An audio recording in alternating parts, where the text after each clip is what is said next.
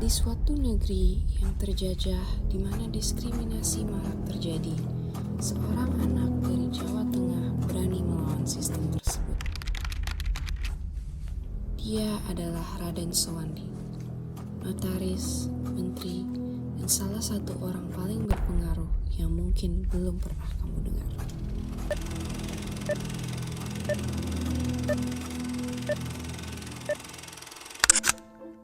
Raden Sowandi lahir di Ngawi pada 31 Oktober 1898. Sebagai seorang pribumi pada masa kolonial Belanda, kesempatan pendidikan baginya sangat terbatas akibat sistem diskriminasi kolonial yang membedakan hak antara orang Eropa dan pribumi. Pada masa itu, akses pendidikan yang layak lebih banyak diberikan kepada golongan tertentu, sementara masyarakat pribumi seringkali dipandang rendah dan memiliki kesempatan yang jauh lebih sempit untuk berkembang.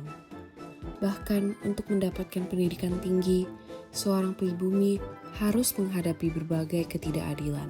Namun, diskriminasi tersebut tidak mematahkan semangatnya untuk belajar. Sowandi mengikuti sekolah notaris yang disebut Groot Notaris, sebuah pendidikan hukum bergengsi pada masa kolonial yang sangat sulit diakses oleh pribumi. Di tengah keterbatasan dan diskriminasi yang masih kuat itu, Sowandi tetap tekun belajar dan membuktikan kemampuannya di bidang hukum dan kenotariatan.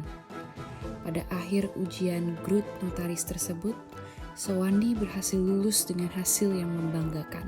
Keberhasilannya menjadi momen bersejarah karena pada tahun 1923 ia resmi menjadi pribumi pertama yang berhasil menyandang profesi notaris di Hindia Belanda.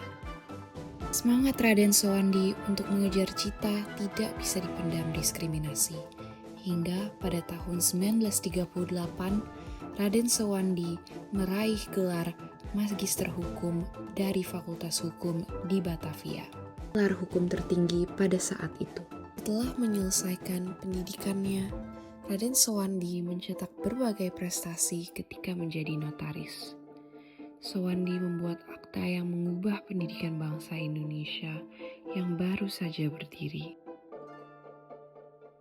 Akta Pendirian Universitas Indonesia, alma maternya sendiri dan kampus yang menjadi rumah kita semua.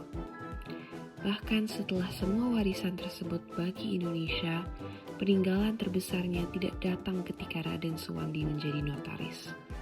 Karena aktivismenya di berbagai organisasi pergerakan nasional seperti Budi Utomo dan latar belakangnya di bidang hukum, Raden Sowandi dipercaya menjadi Menteri Kehakiman dalam Kabinet Syahrir I dan II, dan akhirnya Menteri Pengajaran.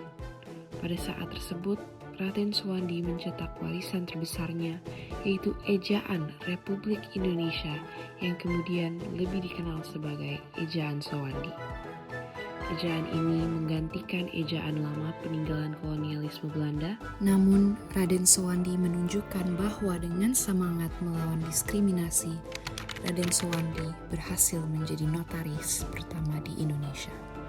Seorang notaris yang menjadi menteri dan akhirnya mengubah cara seluruh bangsa Indonesia menulis bahasanya sendiri.